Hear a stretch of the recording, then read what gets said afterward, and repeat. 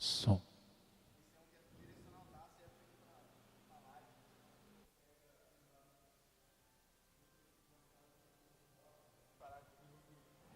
E, som.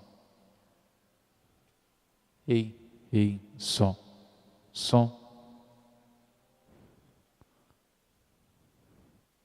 Som.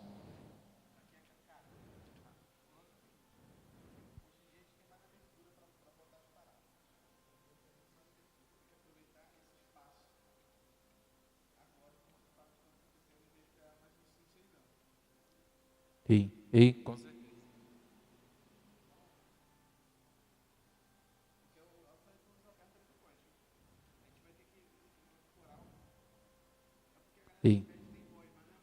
Som.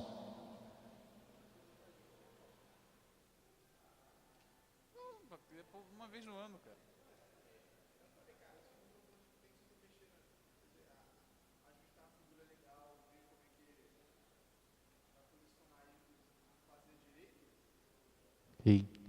Som. Aumentou aí?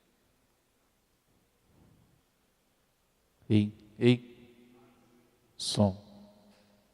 Oi, som. Som. Essa caixa tá esquisita.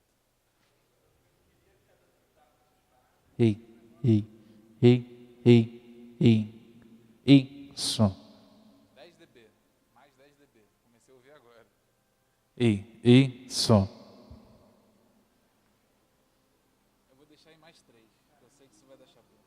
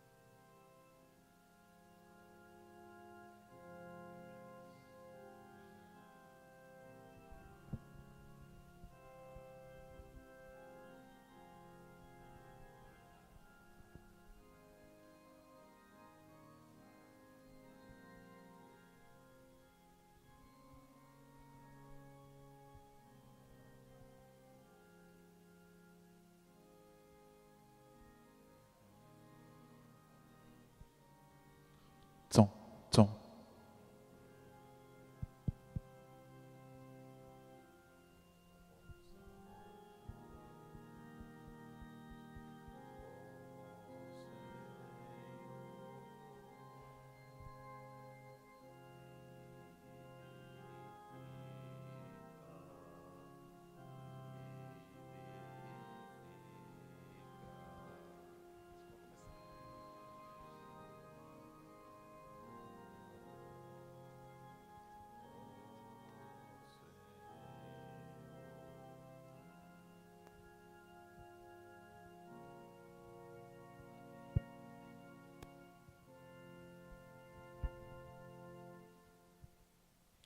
Boa noite, irmãos. É com alegria que mais uma vez estamos na casa do Senhor. Depois de um dia de trabalho, N atividades, nós aqui estamos separados para adorar o nosso Deus, ouvir os seus ensinamentos, meditar na sua palavra e prosseguirmos para mais uma jornada. Estamos aqui em substituição ao nosso irmão, o presbítero Maurício, que está a trabalho para a sua empresa em São Paulo, razão pela qual ele pediu para mim estar aqui com os irmãos. Então eu quero dizer aos irmãos que é uma alegria muito grande tê-los aqui conosco e vamos dar prosseguimento aos estudos, agradecendo a Deus pela vida do nosso pastor, reverendo Antônio José, que tem sido uma bênção para todos nós à frente desse trabalho. E eu queria convidar o presbítero Olímpio, que nesse instante estivesse orando pelo nosso pastor e por todos nós, para que Deus possa nos dar, abrir a nossa mente e usar o nosso pastor para que possa nos transmitir a palavra que tão bem ele preparou até agora. Amado Pai, nós somos gratos a Ti, Senhor, porque mais uma vez Tu renovas as Tuas oportunidades, como estas que temos sido agraciados a cada terça-feira, onde a Tua palavra é estudada e é demonstrada pela instrumentalidade do Teu servo, pastor Antônio José. Senhor, muito obrigado porque tem sido momentos onde nós vemos que Tu, Senhor, facilita o entendimento e amplia o conhecimento. Dá que tenhamos o bom ânimo necessário para fazer bom uso de tudo aquilo que nos entrega. Agradecemos por aqueles que se dispuseram a estar ou aqueles aqui que virão e ser, Senhor, com todas as partes deste momento e especialmente coloca nos lábios do Teu servo, no seu coração, o pastor Antônio José, as Tuas palavras de ordem e de sabedoria em nome de Jesus. Amém, meu Pai. O nosso irmão Jonas estará louvando ao Senhor e logo a seguir estaremos passando a palavra ao reverendo Antônio José.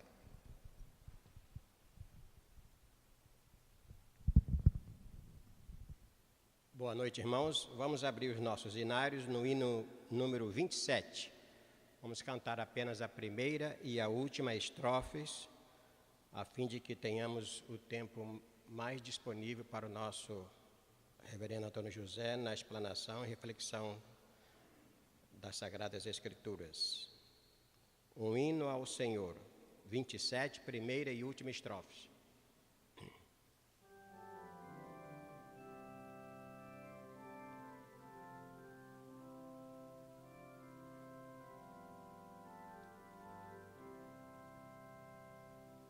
As grutas, as rochas imensas do mundo, grande esplendor, proclamam bem alto e constantes um hino ao Teu nome, Senhor. Nos céus e no mar e na terra, nos bosques, nos prados em flor, no fragoso ao cantil, na amplitude celeste, um hino ao Deus ou ao Senhor.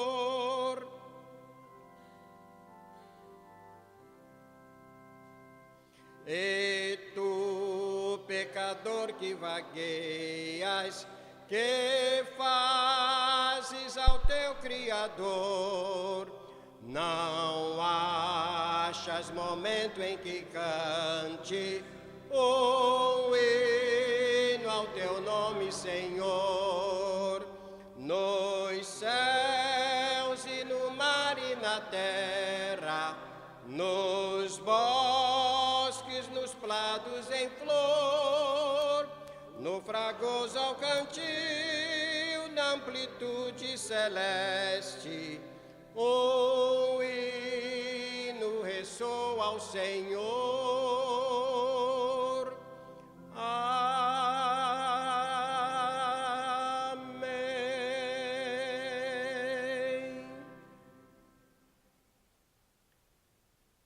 passar a palavra então ao nosso reverendo Antônio José.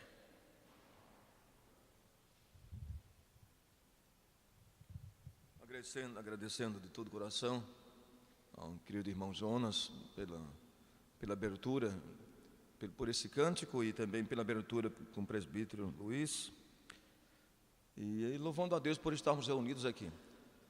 Louvando também a Deus aqueles que prepararam o som, como o presbítero Luiz Alberto e o Gerson, que ali estão, e o Leandro.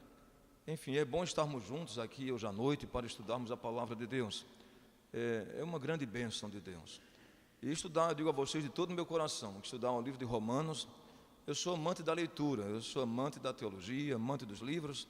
Então, para mim, estudar é uma experiência de degustação, é uma experiência hedonista, né? A palavra grega hedon significa prazer, então é uma experiência hedonista, é uma experiência prazerosa. Ler a palavra de Deus, e ler teologia, e ler os grandes teólogos, de forma que, independentemente fosse eu ou não, seria muito abençoador debruçarmos-nos para entender melhor o que Paulo quer dizer aos romanos.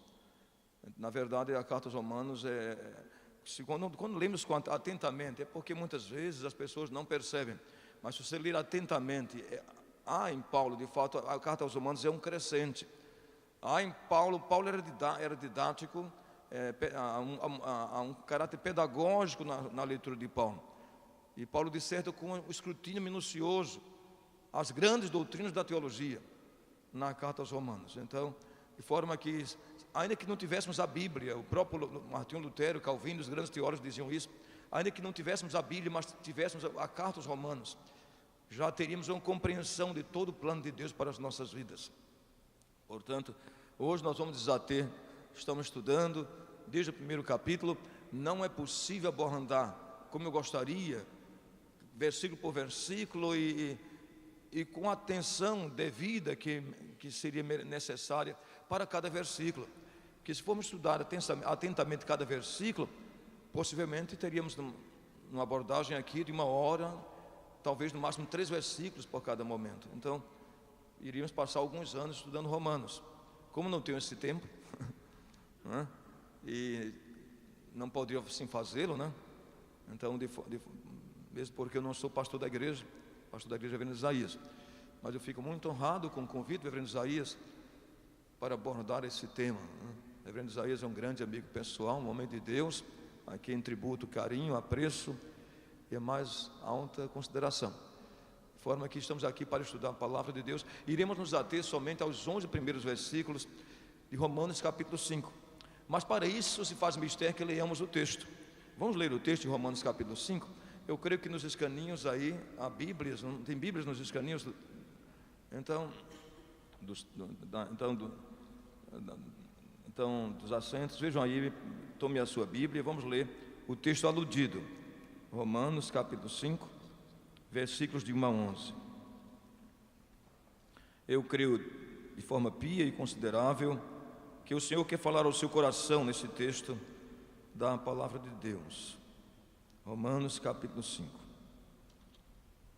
Vocês vão ver depois, eu vou explicar as mudanças do texto.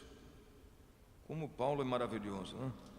Sabe que quando nós começamos a ler muito um autor, nós começamos a nos familiarizar com a mentalidade do apóstolo. Quando você ler uma carta, ou imaginemos que você esteja lendo um colunista. Imaginemos que você leia, por exemplo, a colunista Eliane Catanhede, que escreve sempre na Folha de São Paulo. Aí você diz, olha, já sei mais ou menos a compreensão dela dos assuntos, como é que ela desenvolve o assunto. Então é interessante isso. Qual é o viés? Viés é a ênfase que a pessoa sempre dá. Qual o viés? Então Paulo quando começamos a ler as cartas de Paulo e ler com detalhes, com escrutínio minucioso, você vai perceber que Paulo, ele é muito didático, muito pedagógico. Então, e Paulo, por ser versado não só na teologia, não só no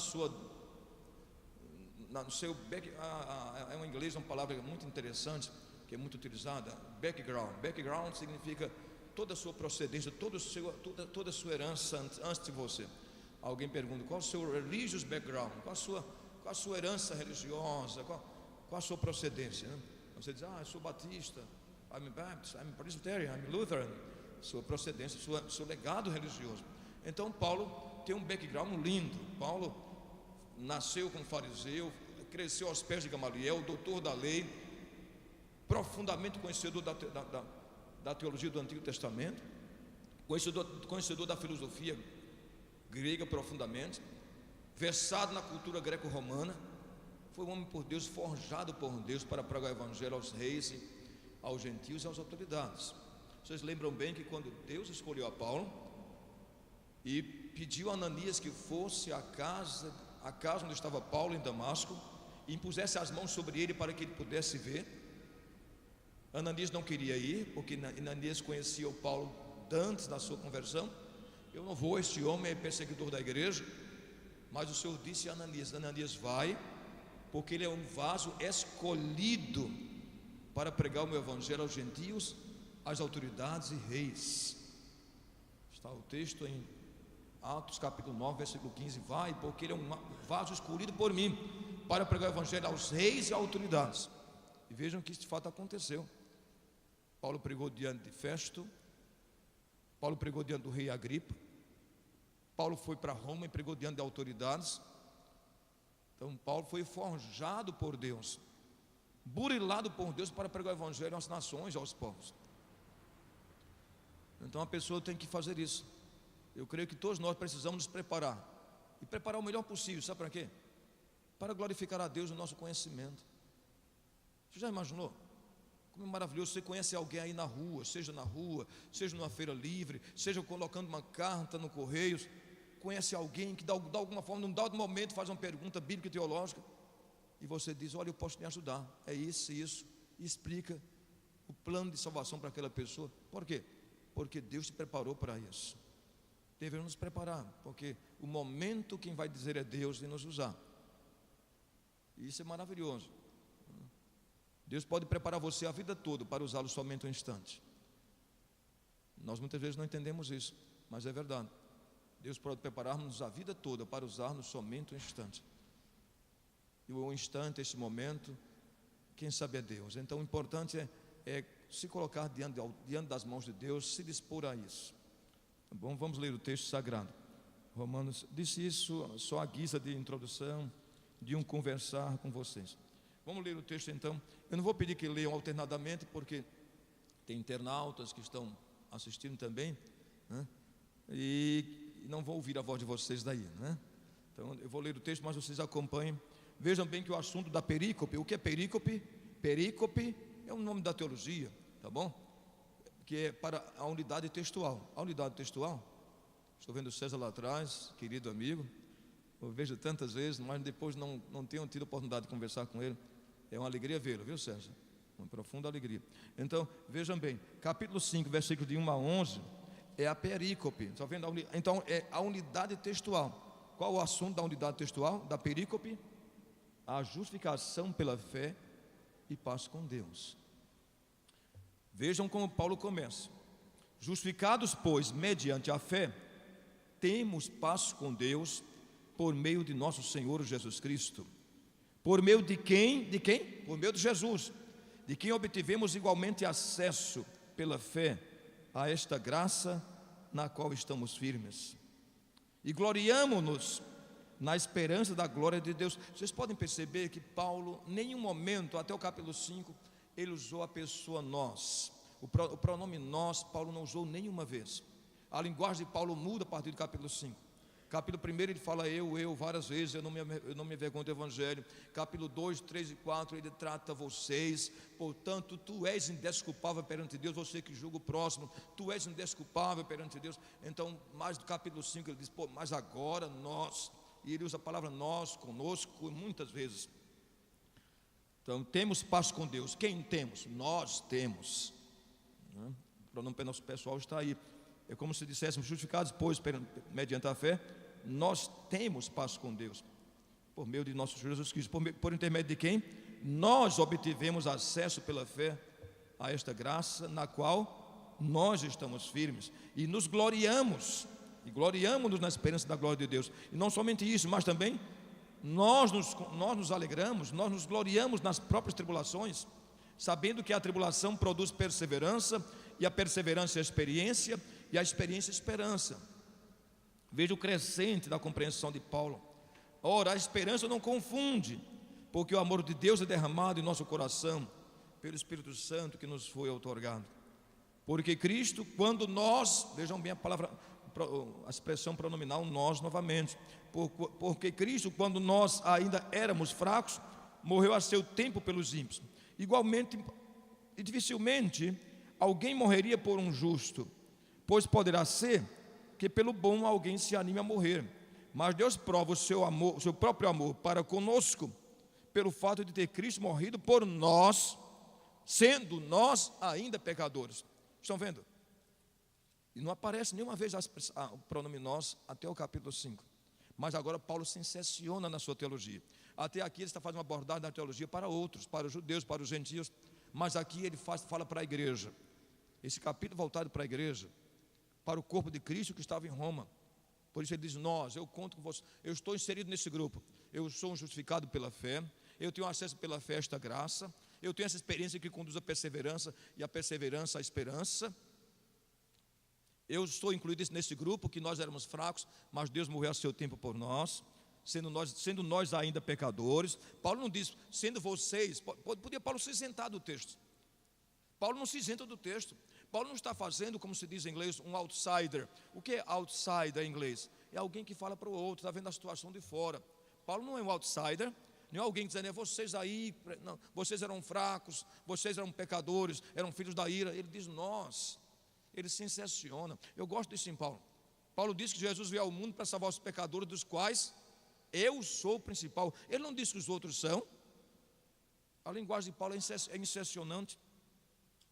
Isso é maravilhoso. Cada vez mais admiramos Paulo no seu conhecimento, doutrina e compreensão de si mesmo.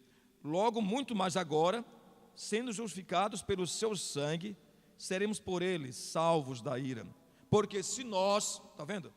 Porque se nós, sendo inimigos, Paulo não diz, porque se vocês, romanos, sendo inimigos, ele diz, porque se nós, eu também, Paulo diz, porque se nós, quando inimigos, fomos reconciliados com Deus, mediante a morte do seu Filho, muito mais, estando já reconciliados, seremos salvos pela sua vida.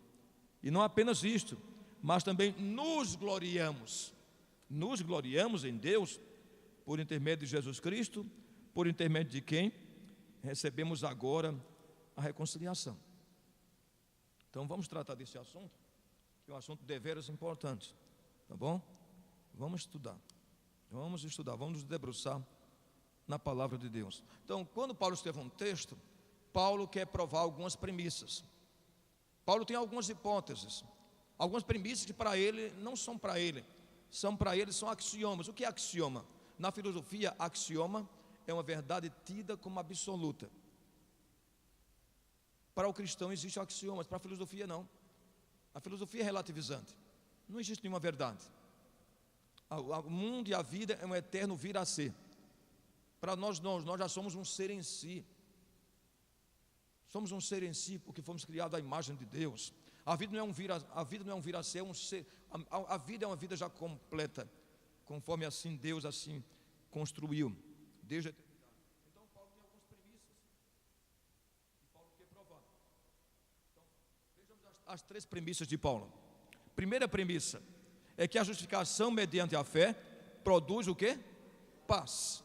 Ele começa, principia, primordia, declarando essa verdade inconteste, iniludível, que a justificação pela fé nos produz paz. Então é assim que ele começa. Mas agora, sendo justificados pela fé, mediante a fé, temos paz com Deus. Interessante é que a palavra original, a palavra temos que Paulo usa, é uma palavra que na verdade o melhor sentido seria tenhamos paz com Deus. Mas como a maioria dos comentaristas e exegetas da Bíblia decidiram traduzir dessa forma, predominou mais a compreensão teológica do que a compreensão exegética.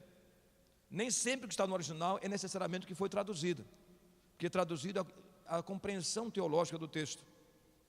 Porque no original a melhor palavra seria esta, que Paulo usa uma palavra que tem o sentido de tenhamos, como se fosse uma coisa permanente. Não somente temos paz, mas tenhamos paz com Deus sempre, por causa dessa justificação. Então, o primeiro fruto da justificação é a paz. O que Paulo usa a palavra eirene. Eirene do texto é a paz, o que é shalom para o hebraico.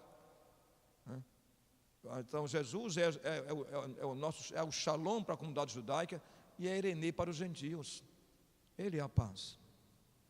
Ele é a nossa paz. Nós vamos ver depois quais são as implicações dessa paz. Paulo também quer provar no capítulo 5, versos 2 a 5, que a justificação não somente produz paz, produz graça, perseverança e esperança. Por meio de Jesus, temos paz com Deus mediante a fé em Jesus Cristo, por meio de quem obtivemos acesso a esta graça, na qual estamos firmes. Interessante que Paulo diz que temos acesso pela fé a esta graça, mas a graça que Paulo usa ali, a palavra carícia, que é graça, já tem outro sentido. Não é a graça salvadora, é a graça de permanecer firme nele. Estão vendo? Você não diz, como é que você está? Eu estou bem pela graça de Deus. Você não diz isso? Então o fato de estar bem, você está pela graça. Paulo dizia, eu vivo pela graça, né? Então assim por diante, eu trabalho pela graça, eu não sou digno de ser chamado apóstolo, porque persegui a igreja de Deus, mas pela graça de Deus eu sou o que sou, e trabalhei mais do que todos eles, todavia não eu, mas a graça de Deus comigo, diz Paulo aos Coríntios, capítulo 15, versos 9 e 10. Então não é só a graça salvadora, é a graça sustentadora, é a graça que te conduz. Isso é maravilhoso entender isso. Então Paulo está dizendo que por meio de Jesus, não somente temos paz com Deus, mas temos agora acesso pela fé a esta graça na qual estamos firmes. Então o que nos faz firmes em Jesus, o que nos faz perseverar, o que a teologia chama no capítulo 17 da Confissão de Fé, a perseverança dos santos, isso acontece não é porque você é bom, você não persevera em Cristo porque você é bom, você não persevera firme em Cristo no mundo hostil, você não segue a Jesus porque você é cristão, isso em 2018, porque você é meritocrata, não, porque você é religioso, porque você é presbiteriano, você persevera porque a graça te faz perseverar. Essa é a compreensão da teologia de Paulo, é tudo por pura graça. Essa é a segunda lição de Paulo. Primeiro, ele quer demonstrar nesse texto, capítulo 5, 1 a 11, que nós alcançamos a eirene, a paz com Deus, mediante a fé em Jesus Cristo. Segundo, Paulo quer mostrar outros frutos da justificação. Primeiro fruto da justificação é a paz com Deus, a eirene. Mas segundo, ele demonstra outros frutos. Ele diz que essa graça na qual estamos firmes, e ele diz que a perseverança produz experiência, a experiência é esperança. E depois produz amor. E esse amor é derramado em nosso coração pelo Espírito Santo. Então, a perseverança, a experiência, a esperança e o amor é como corolário. Sabe o que é corolário? Aquele texto que se usa na Igreja Católica chama-se de corolário. Aquelas continhas, vocês sabem disso, né? Tem aquelas continhas, é um corolário. Então a vida cristã é um corolário, com muitas virtudes. A justificação é um corolário. Não está sozinha, ela traz outras virtudes junto de si. Então, Paulo trata disso. E o ponto 3, terceira premissa, Paulo quer demonstrar que a justificação evidencia o iniludível e imensurável amor de Deus por nós. Versículos 6 a 11, Paulo trata do que faz o amor em nossa vida. Paulo diz, podia ser que alguém pelo bom, alguém se anima a morrer. Mas naturalmente Paulo não está falando no sentido bom, no sentido teológico, puramente teológico, porque bom, como disse Jesus, somente é Deus. Mas o bom, kalos, nesse sentido teontológico, só Deus o é. No sentido de bondade plena e perfeita. Paulo está dizendo que poderá ser que por alguém que seja considerado bom. É esse o texto. Pode ser que alguém morra por alguém que tenha sido considerado bom para a sociedade. Alguém virtuoso, alguém de bons princípios. É nesse sentido que Paulo quer dizer. Não está dizendo no sentido bom, na compreensão teológica, na compreensão de perfeição, né? Mas Paulo disse que alguém podia se animar a morrer. Mas Deus prova o seu amor para conosco, tendo Jesus morrido por nós, sendo nós miseráveis pecadores. É isso que Paulo quer dizer. Então o amor de Deus se faz sentir presente diante da incapacidade, inabilidade do ser humano em agradar a Deus. Não existe meritocracia alguma. Deus nos amou não é porque sejamos meritocratas. Isso vai contra toda a filosofia aristotélica. Sabe o que Aristóteles ensinava? Aos flautistas, a melhor flauta. O mundo é para os melhores flautistas. A coroa para os que correm melhor, disse ele. Vamos dar coroa de louros para as pessoas? Não. Vamos dar para o grego que venceu. A honra para o soldado que voltou vitorioso, não é para o caio na batalha, não é para os fracos. A filosofia aristotélica é meritocrática, mas o evangelho não o é. Se fosse por meritocracia, todos nós iríamos para o inferno, porque é isso que merecemos. Não existe meritocracia, existe graça-cracia. Vivemos no reino da graça-cracia. É tudo pura graça de Deus. Então, vejamos os frutos da justificação. O apóstolo Paulo já atingiu uma nova fase na discussão da justificação pela fé.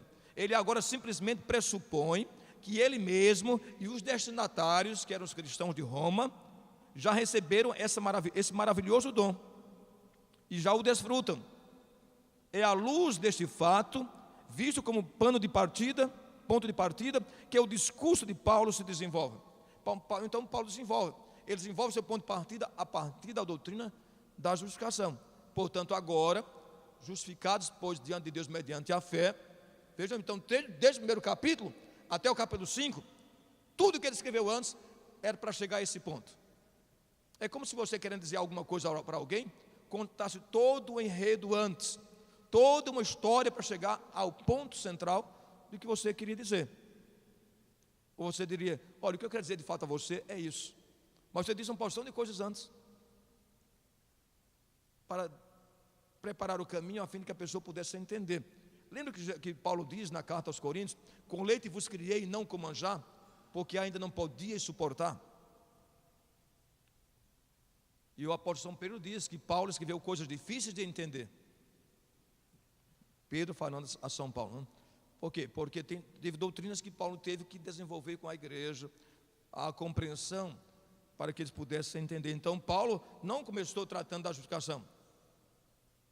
Ele começa agora tratando com mais discernimento para a vida da igreja, este assunto. Então, isso implica, com respeito aos crentes em Cristo, que os pecados passados são perdoados, o acesso presente ao trono da graça é assegurado e a glória futura é garantida. 3 coisas Paulo quer mostrar nesse capítulo, nesses 11 versículos de Romanos capítulo 5. Primeira coisa é que a justificação nos dá como bênção o pecado da vida, os pecados passados. Segunda bênção, o acesso à graça de Deus que nos sustenta, que nos concede firmes, e também a glória futura. Porque Paulo diz, estamos na esperança da glória de Deus. Esses valores inestimáveis, obtidos mediante a nossa justificação em Cristo Jesus. Pecados perdoados, acesso presente ao trono da graça e a segurança da glória futura. Agora vamos ver a mudança pronominal. Gente, é muito importante, porque muitas vezes lemos um texto e não percebemos. Eu, quando leio um texto, eu percebo. Estou tão acostumado à leitura que eu começo a imaginar, a perceber como é que a pessoa desenvolveu. Tem autor que ele é totalmente impessoal, muito impessoal. Tem outros autores que falam muito de si mesmo. Quando alguém escreve, via de regra, um texto acadêmico, mestrado e doutorado, até por orientação da ABNT, né, da Associação Brasileira de Normas Técnicas, eu já orientei tantos alunos, eu devo ter orientado pelo menos uns 500 alunos em graduação, mestrado e doutorado. Já participei de centenas de bancas de graduação, mestrado e doutorado. Eu sempre oriento, já fui orientador de tantas bancas, a tantos alunos. Não pessoalize o seu texto. O texto não pode ser pessoal. Você não pode dizer na sua tese, mestrado, doutorado, eu penso que deve assim. Não, o texto é impessoal. Este texto reflete da seguinte forma. Neste texto, a hipótese é a seguinte. Nesse texto, este assunto é abordado da seguinte forma.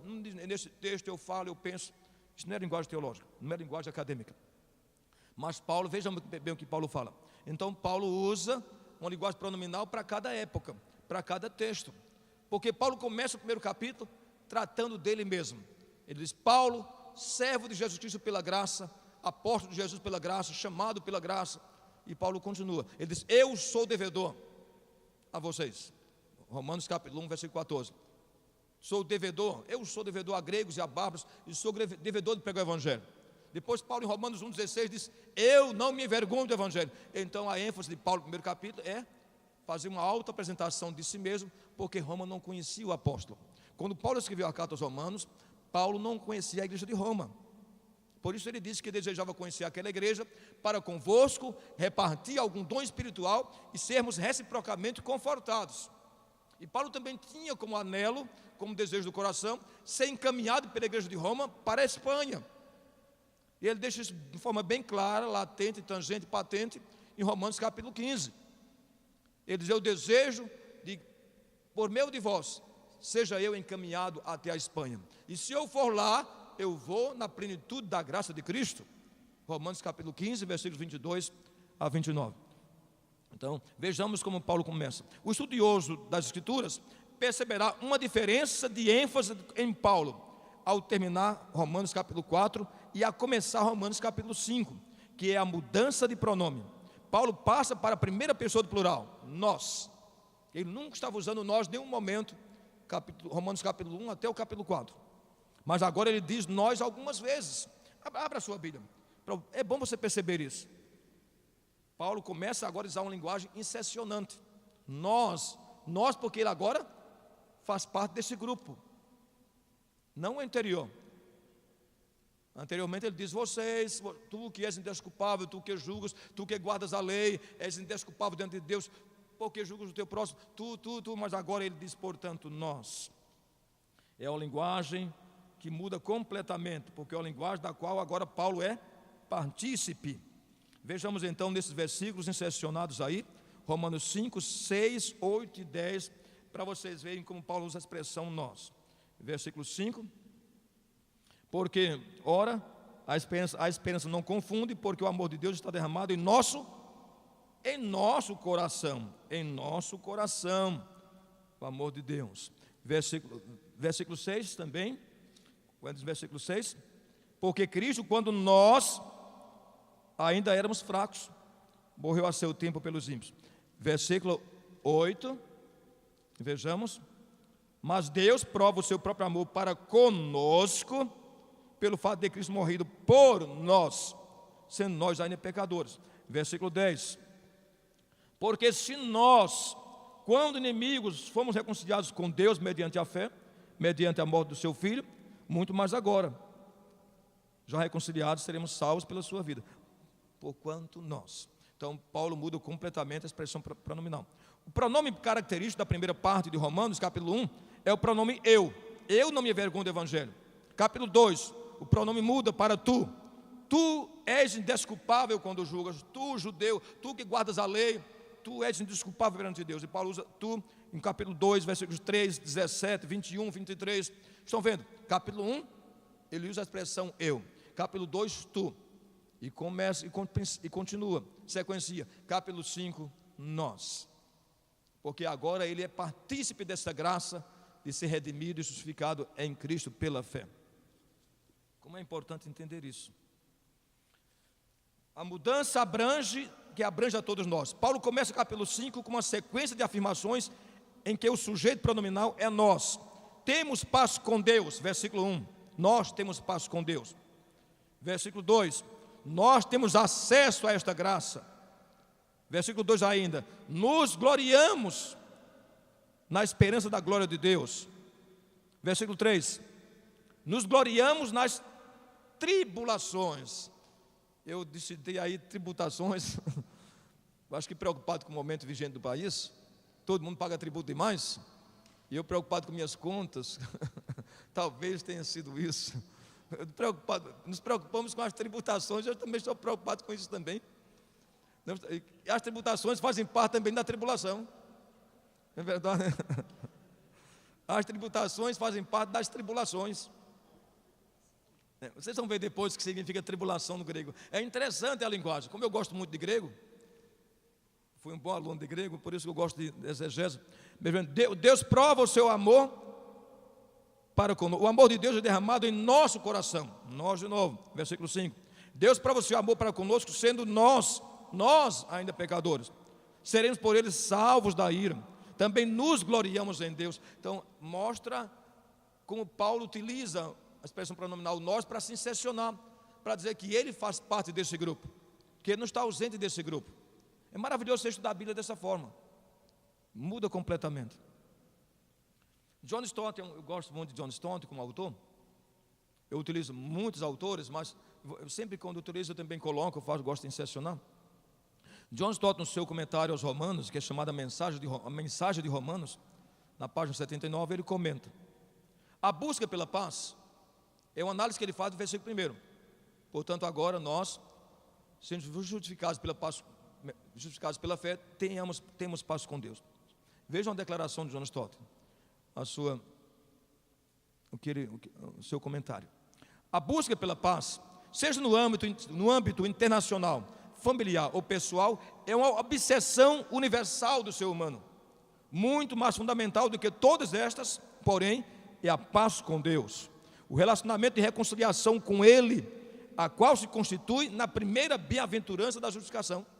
Então, a primeira bem-aventurança da justificação é a eirene com Deus, é a paz com Deus mediante a fé em Jesus.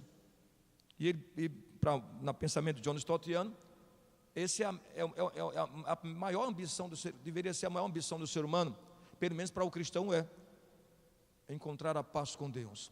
É mais importante do que a paz universal. A ONU foi criada quando? 24 de outubro de 1945, em São Francisco da Califórnia. Uma reunião entre o presidente dos Estados Unidos, primeiro-ministro da Inglaterra e Charles de Gaulle, primeiro-ministro da França. Se reuniram ali às 6 mãos, escreveram a carta que deu origem à ONU.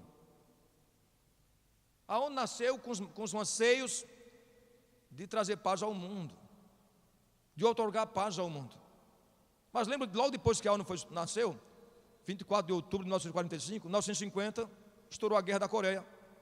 50 e 51, houve a ruptura da Coreia até hoje. As duas Coreias dividiu-se, a península coreana se dividiu até hoje. Na década de 60, a Guerra do Vietnã, na qual os Estados Unidos perdeu 100 mil soldados e também perdeu a guerra. Década de 80, a guerra entre os Tutsis e os Hutus. Mais de 3 milhões de pessoas morreram naquela região de Uganda, na África. Uganda, Congo, aquela região. Milhares de pessoas sendo jogadas aos rios para serem comidos pelos crocodilos. Final da década de 80, a guerra na antiga Iugoslávia, fazendo surgir 4 países novos, a ruptura e dominação, por questões também étnicas e políticas, surgiu Sérvia, Montenegro, Croácia e Bósnia, e assim por diante. A ONU não tem podido, é inábil para trazer paz ao mundo, porque só Cristo é o príncipe da paz. Não pode haver paz universal sem Cristo. Então é importante entender isso. A palavra de John Stott é muito importante. Só Jesus, a paz se constitui na primeira bem-aventurança da justificação. Deus nos declara justos através de Cristo e estabelece a paz entre nós e Ele. Só pode haver paz com o próximo quando há também reconciliação. Não pode haver paz sem justificação.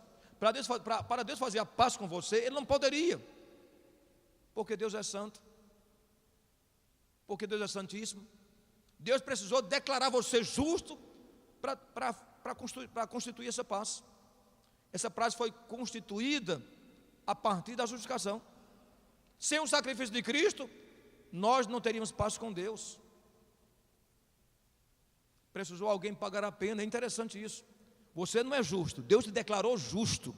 É como se você tivesse uma conta, devesse ao banco uma vultosa quantia, e fosse inábil para pagar, não tivesse a mínima condição de pagar aquela conta, e alguém foi lá e pagou a sua conta. E você continuou devedor, porque você peca todos os dias. Como pecador, ofendemos a Deus todos os dias. Mas Jesus na morte de cruz, em sua morte vicária, com o seu sangue, a partir dali, Deus te declarou justo. Deus não te fez justo, Deus te declarou justo mediante o sangue do Cordeiro. Você continua pecando, mas Deus te declarou justo em Jesus Cristo. Obtivemos acesso a esta graça. Normalmente graça tem um sentido somente, a palavra cariz, via de regra, se pensa em graça salvadora. Normalmente graça é um favor que recebemos gratuita e imerecidamente de Deus, sem mérito algum, apesar do nosso demérito. Aqui nesse texto, versículo 2, trata-se daquela graça de Deus que nos trouxe à posição privilegiada de aceitarmos e fazermos permanecer nele.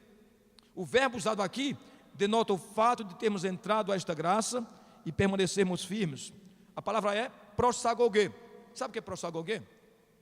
É alguém te sustentar. É como se você estivesse caindo e alguém te levantou.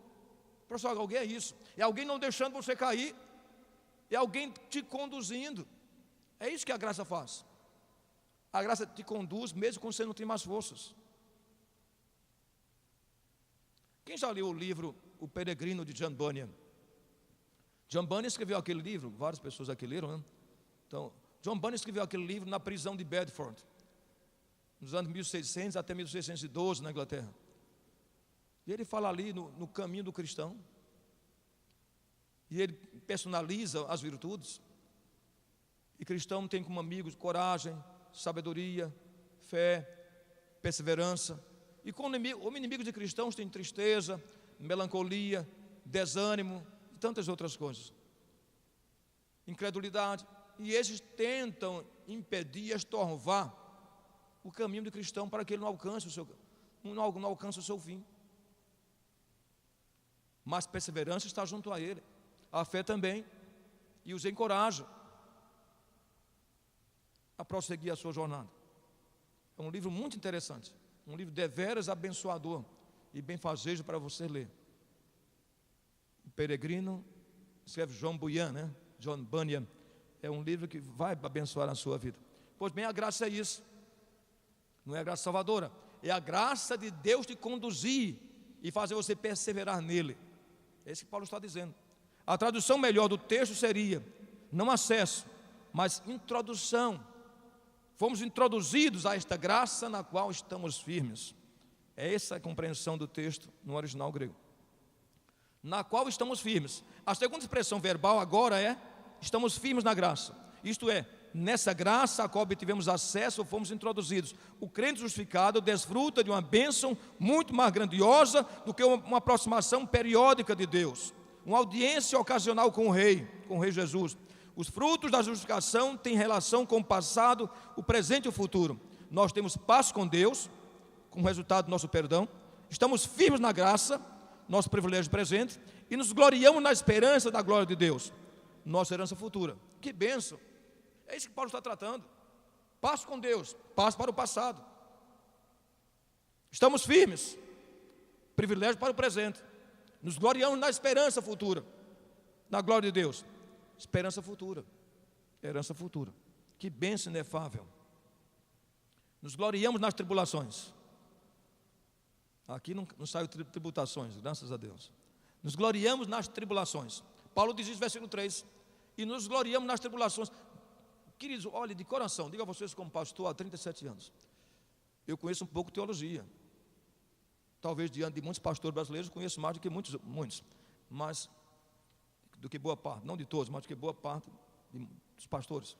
Mas é vergonhoso. O evangelho pregado aí pelos televangelistas, pelos meios de radiodifusão e pelos meios de comunicação, até pelos jornais evangélicos, pelas mídias sociais cristãs. Eu vejo cada texto aí no Facebook que é vergonhoso. Por quê? Porque vivemos num cristianismo hoje totalmente triunfalista. Uma das igrejas no Brasil que mais crescem tem como ênfase: pare de sofrer. Esse é o carro-chefe da denominação. À luz da Bíblia, Jesus já nos dizia, desde o primórdio do cristianismo, O Evangelho nunca esteve associado ao hedonismo. O Evangelho nunca foi visto como uma vida prazerosa, isenta de quaisquer sofrimentos. Pelo contrário, Jesus diz: bem-aventurados sois vós, quando vos perseguirem e mentindo disserem todo mal contra vós, exultai-vos, alegrai-vos, porque é grande o vosso galardão nos céus, porque assim perseguiram os profetas que viveram antes de vós. E Jesus continua no seu discurso: no mundo passareis por aflições, mas tende bom ânimo, eu venci o mundo. Paulo chega em Listra, juntamente com Barnabé, na primeira viagem missionária, e o texto diz que eles motivavam os primeiros cristãos, os neófitos, a permanecerem firmes na fé, mostrando que através de muita tribulação nos importa entrar no reino dos céus. Em Romanos 8, 28, 18, Paulo diz: porque eu tenho por certo que o sofrimento do tempo presente não é de comparar com a glória por vir a ser revelada em nós. O próprio Paulo diz que tem um prazer na angústia, nas perseguições, no sofrimento, porque quando sou fraco, então é que sou forte. Então há muitos textos. Eu poderia citar inúmeros textos bíblicos corroborativos, respaldativos, chancelativos para a compreensão de que o cristão nesta vida passa por sofrimentos.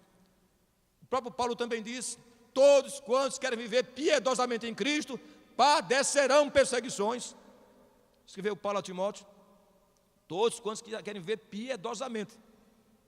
Quem não quer viver piedosamente não vai ser perseguido. Quem quer ser simplesmente politicamente correto não vai ser perseguido. Aquele que é cristão no domingo e durante a semana é um profano, não vai ser perseguido. Mas quem quer viver piedosamente em Cristo como cristão vai ser perseguido em qualquer lugar. Vai ser incompreendido pelos seus chefes, incompreendido pelos colegas de trabalho. Não precisa nem testemunhar. É só ficar ao lado da verdade que alguém vai se aborrecer com você. Não precisa nem falar mal de ninguém. Só o fato de falar a verdade já vai encontrar inimigos nesse mundo. Só ficar ao lado da luz, em lugar das trevas, alguém vai se aborrecer com você.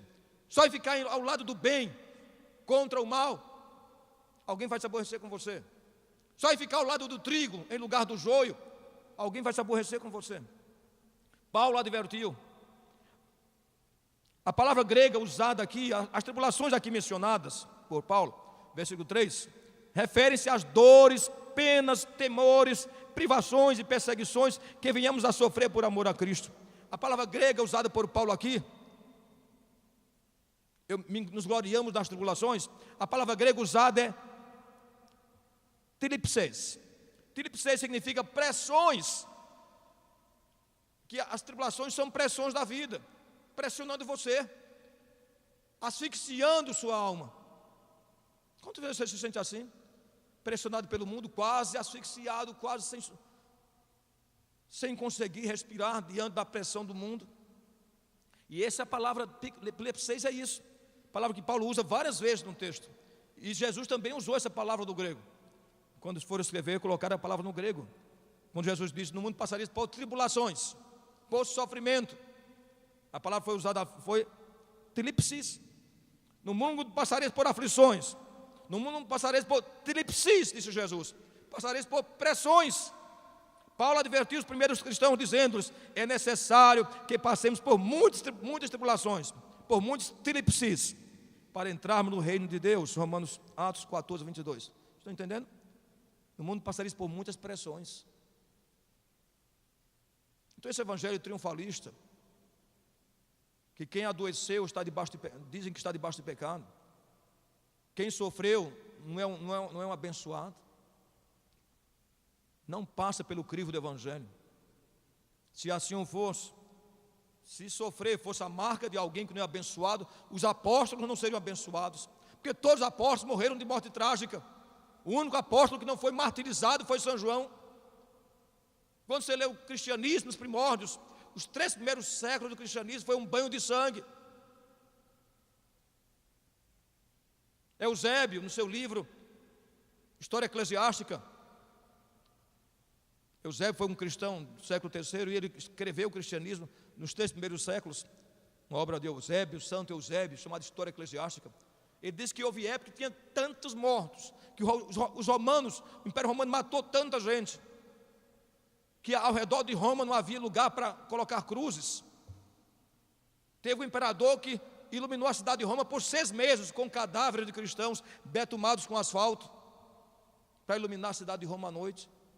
Aí depois veio um indivíduo hoje dizer que quem sofre é o maldito. Será que foram malditos aqueles que morreram por amor a Cristo? Foram rasgados pelas feras romanas, mortos pelos gladiadores nas arenas romanas, comidos pelos leões, estavam debaixo de maldição? Malditos são aqueles que negam esse santo evangelho. Malditos são aqueles que estão apequenando o evangelho hoje, envergonhando a Cristo, pregando o evangelho assintoso, que ofende o ser de Deus.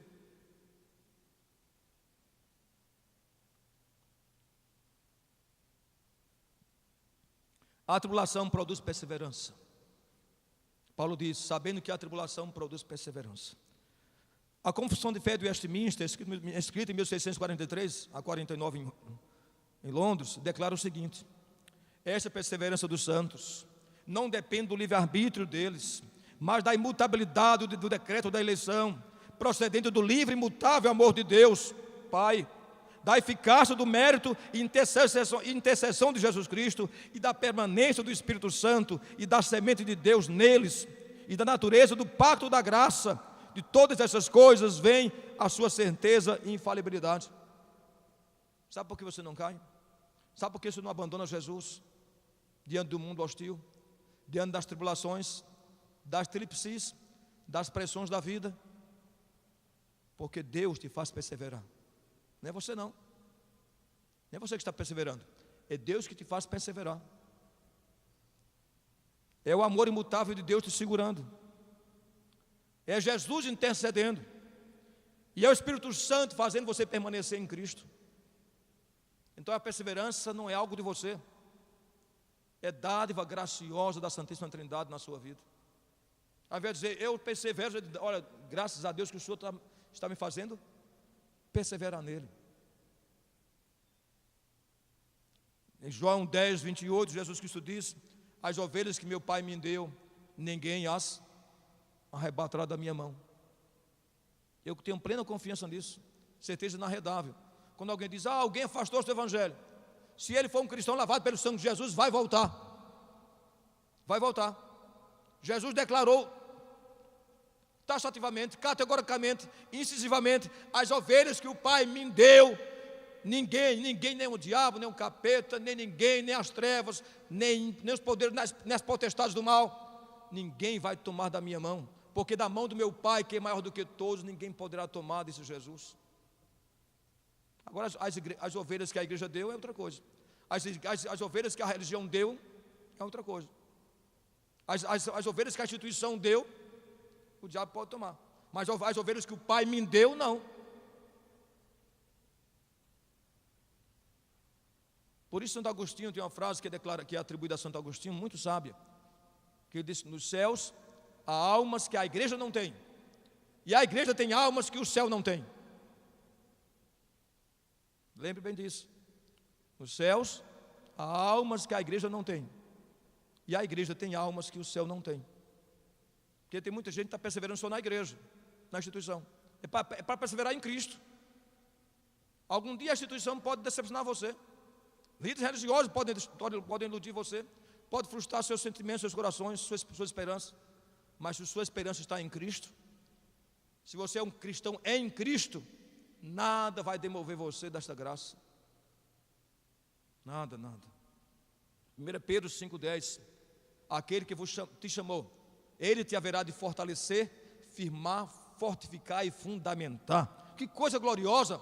1 Pedro 5,10: aquele que te chamou, que é o Senhor, Ele mesmo haverá de fazer você permanecer, firmar, fortificar e fundamentar. É tudo obra dele. Quem te firma, quem te fortifica, quem te fortalece, quem te fundamenta é Ele. É muito danoso pensar que você está perseverando porque você é bom, porque você lê a Bíblia todo dia, porque você faz devocionais, porque vem à igreja dominicalmente. Nada disso. Você acha que o capeta tem medo de quem é presbiteriano? O capeta tem medo de quem é batista.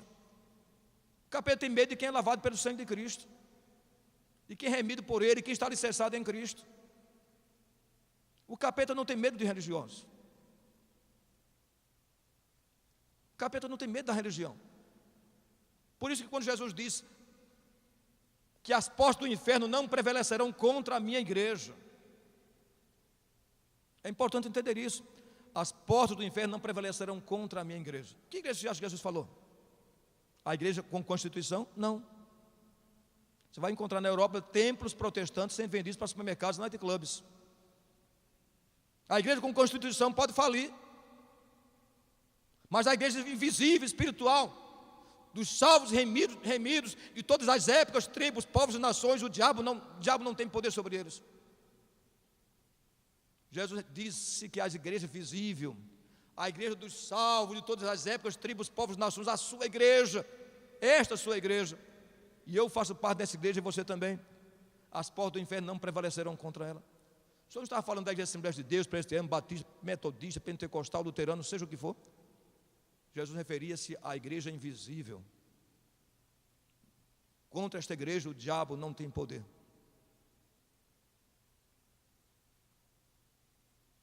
E a perseverança. A esperança é uma das virtudes teologais, junto à fé e o amor. Há 3 virtudes teologais: a fé, a esperança e o amor. A perseverança produz experiência, é a experiência e a esperança. A sequência é fé, amor e esperança. Há pessoas sem esperança, Paulo diz, sem esperança e sem Deus no mundo. Cristo é a nossa esperança. Paulo escreveu para os Colossenses. Paulo não conhecia os Colossenses. Paulo nunca foi em Colossos, em nenhuma viagem missionária. Mas Paulo escreveu uma carta linda àquela igreja que ele nunca conheceu. Paulo nunca foi, queridos, a Colossenses. Possivelmente foi Epáfras, ou algum outro cristão da época de Paulo. Muitos teólogos dizem que foi Epáfras que fundou a igreja de Colossos. Mas Paulo escreveu uma coisa linda para aquela igreja. Paulo escreveu: eu quero dizer a vocês, Colossenses, que Cristo em nós é a esperança da glória. Cristo em vós, a esperança da glória. Os colossenses tinham a esperança, que era Cristo neles, Cristo em seus corações, chamados numa só fé, chamados numa só esperança da vossa vocação. Efésios 4:4, Deus, o nosso Pai, nos amou e nos deu eterna consolação e boa esperança. Que coisa gloriosa que Paulo escreveu aos Tessalonicenses, que Deus, o nosso Pai, deu a nós eterna consolação e boa esperança, porque há mais esperança. Se existe uma boa esperança, existe uma má esperança. Quem está confiando no Brasil? Quem está confiando no STF? Quem está confiando nos nossos políticos? Quem vai votar? Nessa situação de crise brasileira, de crise moral, ética, religiosa, política, institucional. Quem confia no sistema, está confiando numa má esperança. Mas Jesus não. Jesus é uma boa esperança. Só Deus é a nossa boa esperança. O amor de Deus é derramado no nosso coração. Um grande teólogo e comentarista do Novo Testamento, William Hendrickson, teólogo reformado, diz: além do mais, ele está comentando o texto de Romanos 5:5, que o amor de Deus é derramado no nosso coração. Ele diz: além do mais, o amor de Deus não é racionado por um conta-gotas. Ao contrário, ele é pelo Espírito Santo derramado no coração dos redimidos, é suprido, gratuita, abundante, copiosa e prodigamente procedente de Deus. Que coisa gloriosa o que esse autor está dizendo. O amor de Deus não vem a você a contra-gota, não. Aquele remedinho que a gente coloca na boca da criança. O amor de Deus não vem a você em conta-gotas. Não. Deus derrama. Quer dizer, Deus derrama amor em você, sobre você. O amor de Deus é copioso, é profuso, é abundante. Que coisa gloriosa. Que Deus não nos abençoa e não nos ama a conta-gotas. Tem gente que é assim. Tem gente que ama você a conta-gotas. O mais que faz com você é abraçar. Abraçar já é muita coisa. Porque tem gente que abraça a gente que a gente sabe que nos ama mesmo. Mas tem gente que no máximo aperta a sua mão. E eu acho que aquilo já é de bom tamanho. Tem gente que aperta a sua mão e olhe lá. Para ele já fez um grande sacrifício. Apertar a sua mão. Tem gente que ama a conta-gotas. Mas Deus te ama em profusão. Que diferença profunda, não é verdade? Que diferença. E esses que amam a conta-gotas ainda acham que são servos de Deus. A gente se julga filhos amados do Pai, mas não aprenderam dele a amar. Deus prova o seu amor para conosco, versículo 8. Deus prova o seu amor por nós. Paulo diz: Deus prova o seu amor por nós, sendo nós ainda pecadores. Deus prova, Deus evidencia, Deus mostra que Ele ama. Paulo afirma que o amor de Deus como revelado em Jesus Cristo, é tanto abrangente quanto sem paralelo. Nenhum mérito de nossa parte poderia ter movido Cristo a morrer por nós, porquanto Ele morreu por nós, sendo quando éramos ainda pecadores. Além do mais, Ele morreu por nós no tempo designado por Deus, vindo, pois, a plenitude do tempo. Deus enviou o seu Filho, diz Paulo aos Gálatas 4:4. Não havia em nós bondade alguma que pudesse ter atraído esse amor. Coisa gloriosa. Deus nos ama apesar do nosso demérito, apesar de sermos miseráveis pecadores. Isso é maravilhoso. Então não há nada que motive você a amar. Eu estou cansado de ver os televangelistas, pessoas na radiodifusão, os meios de comunicação de massa dizendo: você merece, exija de Deus, você é príncipe, você é princesa, você merece de Deus, exija dele. Você vai exigir de Deus o quê? Você merece o inferno. Vai exigir de Deus o quê? Exigir de Deus, que história é essa? Vivemos numa época em que Deus foi destronado. O evangelho é totalmente antropocêntrico. O homem é o centro de gravitação do universo. Deus é um Santa Claus, Papai Noel, o gênio da lâmpada. Exige tão somente para atender os desejos mais profanos das suas criaturas. É uma tristeza esse evangelho que é pequeno reino de Deus e ofende a Deus. William Barclay, terminando, tá bom? Estamos terminando. William Barclay, em sua obra A Carta aos Romanos, página 84, afirma: o fato de que Jesus morreu por nós é a prova mais explícita, e final do amor de Deus. Dificilmente um homem morreria por outro considerado bom. A imensurabilidade do amor de Deus em Cristo Jesus se manifesta, morrendo por nós, míseros pecadores, vivendo numa situação de total hostilidade contra Deus. O amor não pode ir mais além do que isso. William Barclay é um teólogo escocês, gosto muito dos seus textos. Olha o que ele diz: que o amor de Deus é tão imensurável, tão grande, morrendo por miseráveis pecadores, que não há prova maior do que isso. Ninguém pode dizer que Deus o ama, mas maior prova não pode haver. Maior prova não pode haver. No seu livro A Cruz de Cristo, John Stott diz que a maior prova do amor de Deus é a cruz. Eu gosto de igrejas que têm cruz. É uma opinião minha como pastor. Às vezes eu prego em igrejas que atrás do púlpito tem uma cruz. Eu não acho somente belo, mas a cruz é o símbolo maior de toda a cristandade. Está se pregando o evangelho hoje sem cruz. É um evangelho que salta da manjedoura para a ressurreição. Um evangelho que não conhece a cruz, não conhece a via dolorosa. Já viu um pregador aí pregando sobre o inferno? Ninguém prega mais sobre o inferno. Se pregar sobre o inferno, o povo da igreja vai embora. Ninguém quer te escutar. Eu duvido essas igrejas que estão cheias, se pregar sobre o inferno e a condenação, se estariam cheias. Não estariam cheias, porque as pessoas que estão lá não estão atrás de vida eterna, estão atrás de bênçãos temporárias. Se pregar de fato sobre o inferno, a necessidade do novo nascimento, que sem santificação ninguém verá a Deus, pouca gente ficará ali. Se a pessoa for levar a sério o evangelho e pregar como Cristo pregava e pregava os apóstolos, olhe lá, não vai ficar tanta gente nas igrejas não. Mas muitas vezes nós queremos ser politicamente corretos. As igrejas neopentecostais, muitas delas estão cheias de gente sem compromisso muitas vezes. Atrás só de emprego, atrás de bênção. Quem é solteiro quer casar. Tem igreja que tem aí o culto da terapia do amor. Você ir lá buscar o seu parceiro, orar por um companheiro ou por uma companheira. Tem gente aí vendendo rosa benzida, colírio ungido, por uma fortuna, para naquele momento diante, com aquele colírio, você vê as bênçãos de Deus. Rosa ungida para reconquistar marido, balinha benzida para fazer criança obediente. Tudo quanto é mandinga. Tudo isso é falso evangelho. Tudo isso é indulgência. Depois a gente fala mal muitas vezes dos católicos medievais, que vendiam pedaços da cruz de Cristo. Muitas igrejas hoje estão vendendo aí bênçãos temporais. É deplorável, mas é verdade o que estou dizendo. Digo isso com o coração sofrendo. Precisamos de fato voltar ao verdadeiro evangelho. O grande desafio da igreja hoje é voltar ao evangelho primitivo. é pregar o evangelho como pregavam os apóstolos. Já leu a pregação de Pedro no Pentecostes? Salvai-vos dessa geração perversa. Que faremos nós, irmãos? Arrependei-vos para que serão cancelados os vossos pecados e venham sobre vós tempo de refrigério. Esse é o evangelho. Como é que Marcos fala que Jesus começou a pregar? Marcos diz que Jesus começou a pregar dizendo, Marcos 1, versículo 14 e 15, depois que João fora preso, o texto está literalmente assim, depois que João fora preso, veio Jesus da Galileia para a Judeia pregando, dizendo, o tempo está cumprido, o reino de Deus está próximo, arrependei-vos e crede no evangelho. Jesus, quatro aspectos tinha a sua pregação. O tempo está cumprido. Segundo, o reino de Deus está próximo. Terceiro, arrependei-vos. 4, crede no evangelho. Se o mestre pregou assim, por que eu não devo pregar? Vamos orar. Terminamos o estudo de hoje, um estudo impactante, desafiador. Pedir ao Senhor que abençoe a cada um de nós, abençoe os internautas, abençoe a igreja evangélica brasileira.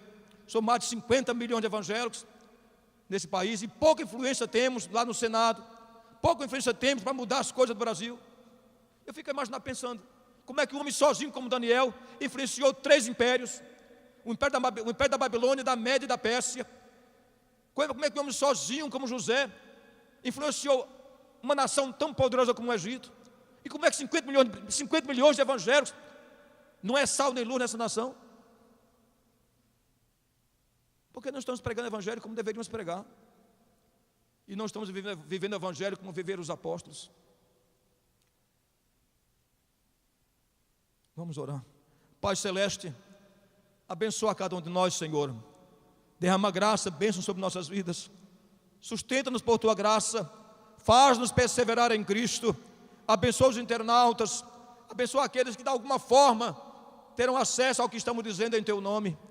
Abençoa a igreja evangélica brasileira, Senhor. Somos mais de 50 milhões de evangélicos e o país está uma miséria. O país está numa crise sem precedentes. E talvez, Senhor, nós evangélicos deveríamos influenciar mais nessa nação. Sermos sal e luz, como disse Jesus. Ajuda-nos, Senhor, como igreja evangélica desse país, a vivermos o evangelho mais genuíno, a pregarmos o evangelho como Cristo pegou e os apóstolos pregaram com mais autenticidade, levando o homem e a humanidade a uma confrontação diante de Deus, a uma mudança de rumo e mudança de vida. Abençoa cada um de nós, Senhor, tem misericórdia de nossas vidas, perdoa os nossos pecados e dá-nos a graça de permanecer fiéis a Ti e perseverarmos em Teus caminhos. Nós oramos, Senhor, mercê de Deus, por Tua graça e misericórdia, porque cremos, Senhor, que o Teu amor, somente o Teu amor, é a única razão de ser de nossas vidas. Oh, nosso Deus, muito obrigado por tudo que fizeste por nós. Muito obrigado pela redenção que nos propiciastes lá no Calvário. Muito obrigado porque nossos nomes foram escritos no livro da vida, apesar do nosso demérito, por pura graça de Deus. Nós oramos agradecidos em o nome do Senhor Jesus Cristo, o nome que está acima de todo nome, diante do cujo nome, no nome do Cordeiro de Deus, dobrar-se-á céus e terra, e toda língua algum dia há de confessá-lo como Senhor, para a glória de Deus Pai. Amém, Jesus. Amém.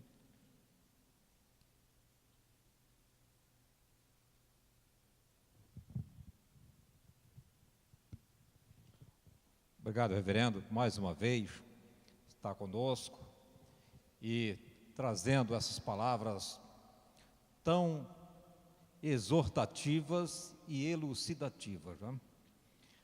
Que Deus continue lhe abençoando e dando a intrepidez que tem lhe dado até aqui. Sou extremamente grato por tudo que eu ouvi e aprendi. Pude rememorar muitas coisas desta tarde. Que Deus o abençoe, reverendo. Nós estamos felizes em estar aqui. Nós, nesse instante, vamos ouvir mais um cântico e depois nós iremos... Alguém tem alguma pergunta para fazer ao reverendo, que quisesse um esclarecimento adicional a respeito de algum ponto, coisa dessa natureza? Não? Então vamos ouvir, vamos louvar ao Senhor.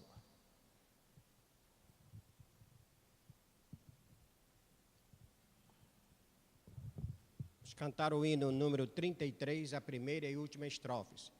Antes, porém, eu quero saber se nós temos visitantes hoje aqui que não são membros da catedral. Eu gostaria que ficassem em pé. Se há algum visitante e algum membro da igreja, por favor, se aproximar para dar o cumprimento e as boas-vindas. Temos dois, temos um casal. Sejam bem-vindos à catedral e voltem sempre.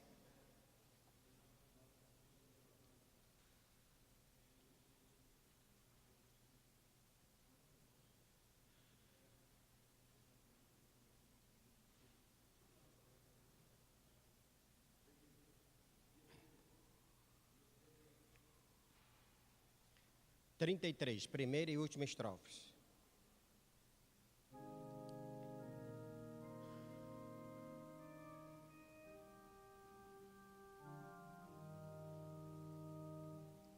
Ao Deus de amor e de imensa bondade, com voz de júbilo vinde aclamai, com coração transbordante de graça, seu grande amor todos vinde louvai.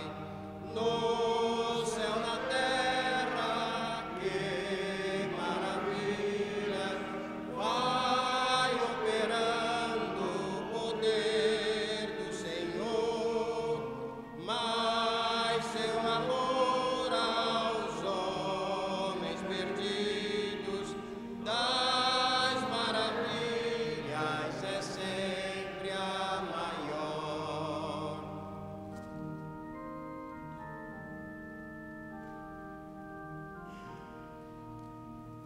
Como até hoje, daqui para frente, Ele será nosso eterno poder, nosso castelo bem forte e seguro, e nossa fonte de eterno prazer.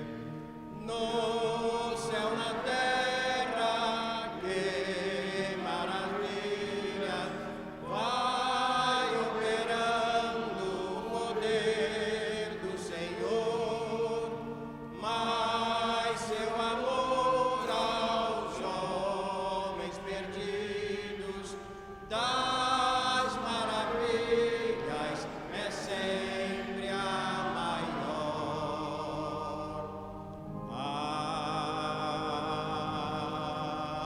Amém.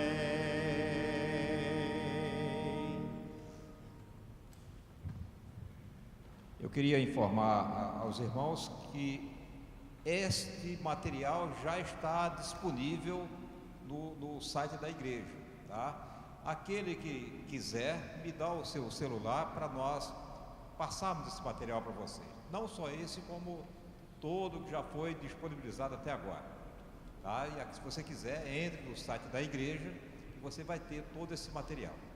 Ok? Reverendo, queria a bênção do Senhor sobre o nosso. Vou colocar aqui para ficar melhor, viu? Muito obrigado, presbítero Luiz. Vamos ficar em pé.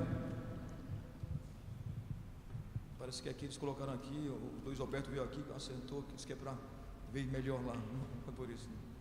Não foi porque não poderia sair, seja daí de baixo da bênção, mas poderia ser que não aparecesse lá para os internautas. Mais uma vez já foi agradecido, louvamos a Deus pela preciosa vida de vocês. Que bênção estamos reunidos. Eu estou dando esses estudos aqui a vocês com santo temor e tremor. Passa a semana toda estudando, você não sabe quanto estudo. Em português, inglês, até outras línguas, para poder preparar o material. Eu tento dar o melhor de mim, porque eu sei que é para a glória de Deus, não é para a minha glória. O Senhor abençoe suas vidas, até na próxima semana, se Deus quiser. Que a graça do Senhor lhe sustente, que o Senhor o abençoe muitíssimo a vocês, sua amada família. O Senhor abençoe seus projetos de vida, seus sonhos, suas aspirações, que Deus realize por sua graça. e que o Senhor lhe conduza. É a nossa oração bem sincera. Recebeu agora a bênção dos santos apóstolos. Que a graça excelsa de nosso Senhor e Salvador Jesus Cristo, o amor de Deus nosso Pai, esse amor inefável, esse amor imensurável que nos conquistou no Calvário, e a comunhão, o poder e a ternura do Espírito Santo seja com cada um de vós e convosco permaneça até Jesus voltar. Amém.